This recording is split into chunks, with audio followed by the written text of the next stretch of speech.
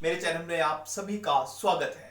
अगर आपको मेरी वीडियो अच्छी लगती है तो लाइक करें, शेयर करें, सब्सक्राइब करें। चलिए मैं आपके सामने जो है वह छठा चैप्टर जियोग्राफी 10th क्लास का जो है वह लास्ट के क्वेश्चन आपको करवाने वाला हूं। चलिए हम क्वेश्चन पहला देख रहे हैं कि जनसंख्या वृद्धि और जनसंख्या परिवर्तन में क्या अंतर है। जनसंख्या वृद्धि और जनसंख्या परिवर्तन, अब देखना दोनों अलग अलग चीजें। जनसंख्या वृद्धि एक स्थान की जब जो जनसंख्या है, आबादी है, उसमें दिन प्रतिदिन बढ़ोतरी होती रहती है तो उसे जनसंख्या वृद्धि के नाम से जाना जाता है। जबकि जनसंख्या परिवर्तन, जब लोग एक स्थान को छोड़कर दूसरे स्थान पर जाते हैं तो उसे जनसंख्या परिवर्तन के नाम से जाना जाता है। जनसंख्या वृद्धि में वहां के जो है वह जलवायु, वहां के जो है वो भौगोलिक स्थिति और वहां के संसाधनों पर डिपेंड करता है कि वहां की जो है वह जनसंख्या में कितनी वृद्धि होने वाली है। जो जितने भी नदी के तराई क्षेत्र हैं वहां पर जनसंख्या अत्यधिक ज्यादा पाई जाती है। जैसे हम बात करें तो हम जितने भी नदी मुहाने के तट देखते हैं वहां पर सबसे ज्यादा घनी आबादी पाई जाती है। जब कहीं आपदा आती है तो एक ऐसी स्थिति होती है कि लोगों को वहां संसाधन नहीं मिल पाते, वहां पर भोज्य पदार्थ नहीं मिल पाते। ऐसी वह स्थिति होती है जब हमें रोजगार प्राप्त ना हो या हमें जो है वह अपना स्थान परिवर्तन करते हैं, जिसे जनसंख्या परिवर्तन के नाम से जाना जाता है। चलिए नेक्स्ट क्वेश्चन हम बात कर रहे हैं, व्यावसायिक संरचना और विकास में क्या संबंध है।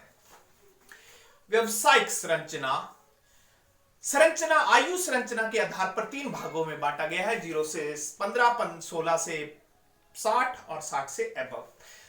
हम व्यावसायिक संरचना की बात करते हैं 16 साल से लेकर 60 साल के सभी व्यक्ति जो है वह व्यावसायिक संरचना में आते हैं। यानी कि 16 साल का बच्चा हो गया है, उसको घर के कामकाज या अन्य व्यवसायों में कार्य में हाथ बटाना चाहिए और 60 साल तक यह प्रोसीजर चला रहता है।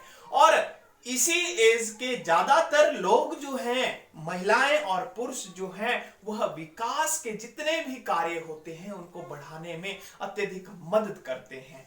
जब वह एजुकेशन 16-17 साल की उम्र में पूरी कर लेता है तो वह जो आज की टेक्नोलॉजी में हमारे पास संसाधन है, उन संसाधनों में और नई नई चीजें, नए नए फीचर जोड़कर जो है वो हमारे समाज के सामने लाना चाहता है और वो टेक्नोलॉजी को दिन प्रतिदिन जो है वो ग्रो करता रहता है, जिसके कारण हम कह सकते हैं कि व्यावसायिक संरचना जो होती है वो विकास में उसका अत्यधिक संबंध होता है। नेक्स्ट क्वेश्चन, स्वस्थ जनसंख्या कैसे लाभकारी है। चलिए हम स्वस्थ जनसंख्या की बात कर रहे हैं, मैं थोड़ा सा एग्जांपल आपको दे दूं। हम बात करते हैं पंजाब की, हम बात करते हैं बिहार की, हम बात करते हैं केरल की। अगर पंजाब के मैक्सिमम लोगों को देखा जाए तो वह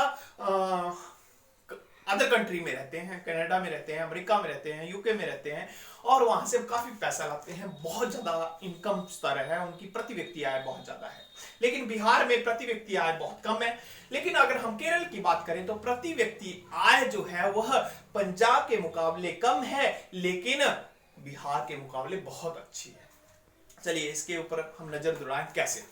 अगर हम बात करें तो प्रति व्यक्ति आय पंजाब की ज्यादा है लेकिन एजुकेशन का स्तर जो है वो केरल का ज्यादा है।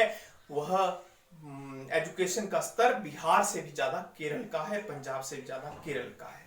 जब वह एजुकेटेड लोग हैं तो वह स्वास्थ्य के प्रति ज्यादा सचेत हैं, अपने स्वास्थ्य को ज्यादा उसकी देखभाल करते हैं, जिसके कारण जो है वो दवाइयों पर या बीमार व्यक्ति के ऊपर जो 2-4 लोगों का अत्यधिक बोझ पड़ता है उसके पास रहने का, उसको देखरेख करने का, वो कम हो जाता है, मेडिकल का खर्चा कम हो जाता है। और जो स्वस्थ व्यक्ति होता है वह रोजाना कार्य करता है, उसके नए विचार उसके अंदर आते हैं और वह जो है वह किसी देश के लिए जो है वो कार्य करने के लिए या अपने परिवार में कार्य करने के लिए सबसे सुदृढ़ व्यक्ति कहलाता है। इसलिए हम कह सकते हैं कि स्वस्थ जनसंख्या बहुत ज्यादा लाभकारी होती है। चलिए राष्ट्रीय जनसंख्या नीति की मुख्य विशेषताएं बताएं।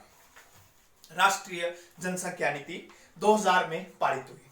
2000 में जब पारित हुई तो इसका पहला जो कार्य था वह पोषक तत्व प्रदान करना। अब मैंने आपको पोषक तत्व नंबर 1 पॉइंट पोषक तत्व में क्या आएंगे।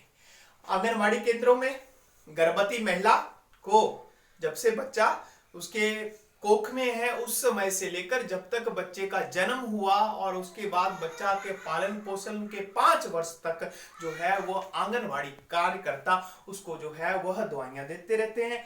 नंबर 2, पोषक तत्वों में बात आती है तो युवावस्था में जैसे ही बच्चा जो है वो अपनी युवा अवस्था प्रदान करने की कोशिश करता है, स्कूल में जाता है, तो स्कूल में जो है वह सरकार के द्वारा जो है वह किशोर राष्ट्रीय जनसंख्या नीति के द्वारा जो है उनको जो है वो आयरन की कमी के लिए, टीटी से बचाव के लिए और अन्य बीमारियों से जो है वो समय समय पर जानकारी दवाइयां जो है स्कूलों में भी वितरित की जाती है। इसके अलावा सरकारी विद्यालयों में मध्याह्न भोजन के अलावा वहां पर दूध, चने इत्यादि भी वितरित किए जाते हैं ताकि उनके स्वास्थ्य को ठीक रखा जा सके। नंबर 2, यौन संबंधी जो है वो जानकारी देना।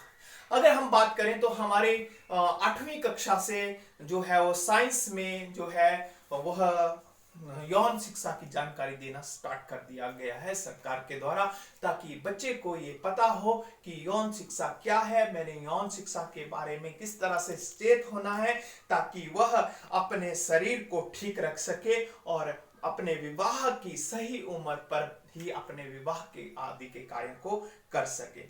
और नंबर 3, विवाह की आयु सरकार के द्वारा लड़कों के लिए 21 वर्ष, लड़कियों के लिए 18 वर्ष आयु निर्धारित की गई है, क्योंकि सरकार के द्वारा या WHO के द्वारा यह एक ऐसी अवस्था है जब वह पूर्ण रूप से जो है वह किशोर जो है वह परिपक्व की ओर जा रहे हैं और उनमें परिपक्वता आ गई है पुरुष या महिला बनने की, इसलिए सरकार के द्वारा यह उम्र रखी गई है। इसके अलावा उनको समय समय पर गर्भ निरोधक गोलियों की और खाद्य गर्भवती महिला को खाद्य संबंधी कौन कौन सी वस्तुओं का ध्यान रखना है इसकी जानकारी दी जाती है। तो चलिए हमारा यह ज्योग्राफी वाला पोर्शन आज समाप्त होता है। मेरा सभी अपने स्टूडेंट से यही निवेदन है कि कॉपियां अपनी मेरे पर्सनल नंबर पर, और कोई चीज समझ में नहीं आई है तो मुझे फोन करें, नहीं करना है तो आप कमेंट कर सकते हैं। आज ज्योग्राफी का पोर्शन खत्म हो गया। एक और चीज मैं आपको बता दूं, कॉम्पिटिटिव एग्जाम के लिए ये ज्योग्राफी का पोर्शन लेकर मैं नई वीडियो के रूप में आपके सामने फिर प्रस्तुत होऊंगा। अगली वीडियो में अर्थशास्त्र, इकोनॉमिक्स आपको पढ़ाई जाएगी। धन्यवाद। जय हिंद।